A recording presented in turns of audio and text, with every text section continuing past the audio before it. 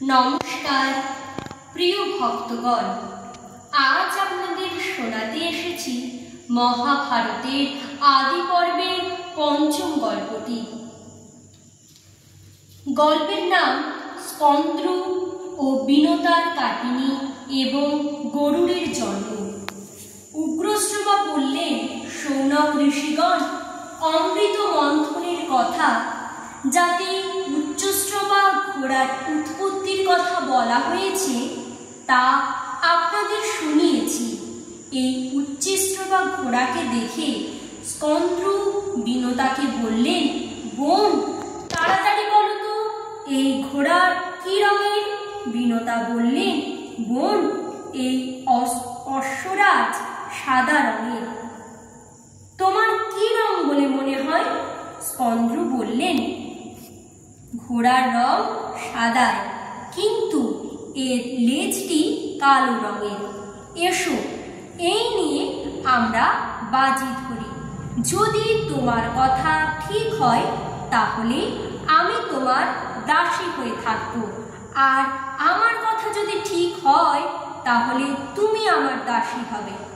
এইভাবে দুই বোন নিজেদের মধ্যে বাজি ধরে আর একদিন ঘোড়া দেখবেন ঠিক করে বাড়ি ফিরে গেলেন। স্কন্দ্র বিনতাকে বোকা বানাবার জন্য তার 1000 পুত্রকে নির্দেশ দিলেন তারা যেন তাড়াতাড়ি কালো চুলের মতো হয়ে উচ্চশ্রবার লেজের রং ঢেকে ফেলে, না হলে তাকে বিনতার দাসী হয়ে থাকতে হবে। সেসব সাপ তার নির্দেশ মেনে নিল না।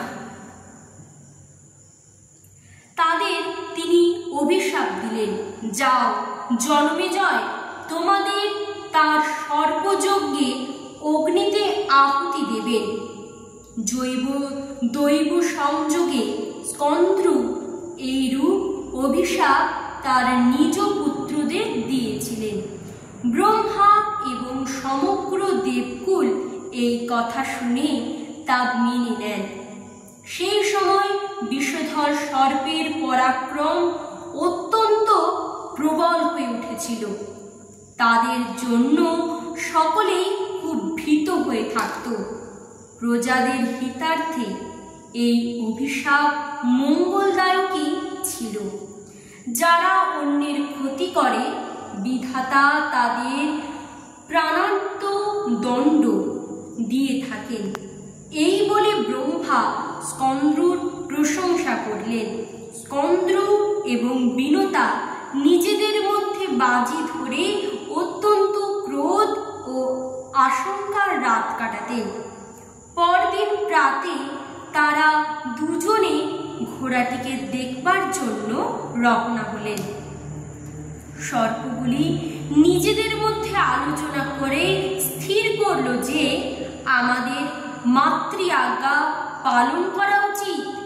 তার মনোবাসনা পূর্ণ না হলে তিনি স্নেহ ত্যাগ করে রাগে আমাদের পুড়িয়ে মারবেন, আর যদি প্রসন্ন হন তাহলে আমাদের শাপ মুক্ত করবেন। অতএব চলো আমরা ঘোড়ার লেজটিকে কালো রঙে ঢেকে ফেলি। এই স্থির করে তারা উচ্চশ্রবার লেজে আশ্রয় নিল, যার ফলে লেজটিকে কালো দেখাতে লাগলো। এদিকে স্কন্দ্র এবং বিনতা আকাশপথে সমুদ্র দর্শন করতে করতে অন্য পারে এসে ঘোড়াটিকে দেখতে পেলেন। তারা দেখলেন ঘোড়ার রং চাঁদের ন্যায় উজ্জ্বল, কিন্তু লেজটি কালো। তাই দেখে বিনতা বিমর্ষ হলেন এবং স্কন্দ্র তাকে দাসী করে রাখবেন এই কথা তো বলেছিলেন। তাই স্কন্দ্র তাকে দাসী করে রাখলেন। সময়কাল পূর্ণ হলে মহা তেজস্বী গরুড় তার মায়ের সাহায্য ছাড়াই ডিম্বকোষ ভেঙে বাইরে এলেন। তার প্রভায় 10 দিক আলোকিত হয়ে উঠল। তার শক্তি, গতি, দীপ্তি ও বৃদ্ধি সবই অত্যন্ত বিশিষ্ট ছিল। চোখ দুটি বিদ্যুতের মতো এবং শরীর অগ্নির ন্যায় তেজপূর্ণ। তিনি জন্মে আকাশে উঠে গেলেন। তাকে তখন অগ্নির ন্যায় মনে হচ্ছিল। দেবতারা মনে করলেন স্বয়ং অগ্নিদেবী এই রূপে এসেছেন। তারা অগ্নিদেবের কাছে গিয়ে প্রণাম করে বললেন, প্রভু, আপনি আপনার শরীরকে আর বাড়াবেন না? আপনি কি আমাদের সবকিছু ভস্মে পরিণত করতে চান? দেখুন, আপনার এই মূর্তি আমাদের দিকে অগ্রসর হয়ে আসছে। অগ্নিদেব বললেন, দেবগণ, এটি আমার মূর্তি নয়। উনি হলেন বিনতানন্দন পরম তেজস্বী পক্ষীরাজ গরুড়। ওকে দেখে আপনাদের এই ভ্রম হয়েছে। ইনি নাগেদের নাশকারী, দেবগণের হিতৈষী এবং অসুরদের শত্রু।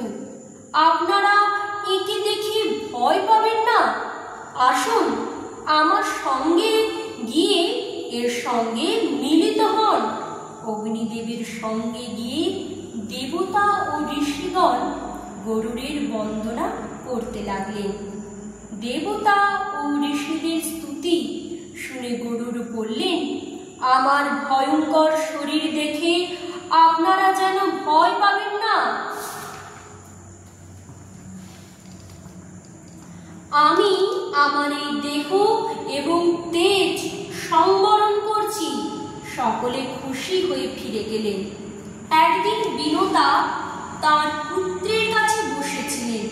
স্কন্দ্র তাকে ডেকে বললেন, সমুদ্রের মধ্যে নাগেদের এক দর্শনীয় স্থান আছে, আমাকে সেখানে নিয়ে চলো। তখন বিনতা স্কন্দ্রকে এবং মাতৃ আজ্ঞায় গরুর সর্পদের কাঁধে নিয়ে সেই স্থানে রওনা হলেন।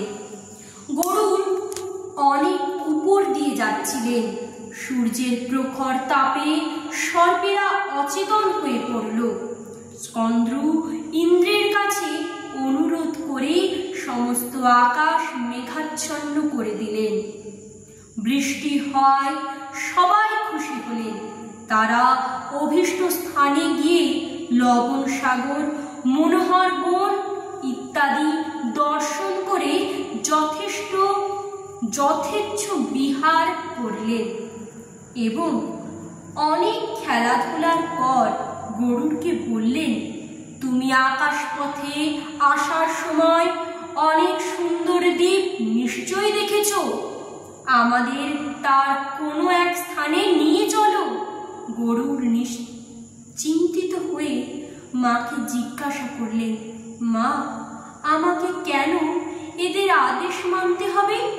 বিনতা বললেন, বাবা, এই সাপেদের ছলনায় আমি বাজি হেরে দুর্ভাগ্যবশত আমার সতীন স্কন্দ্রর দাসী হয়েছি।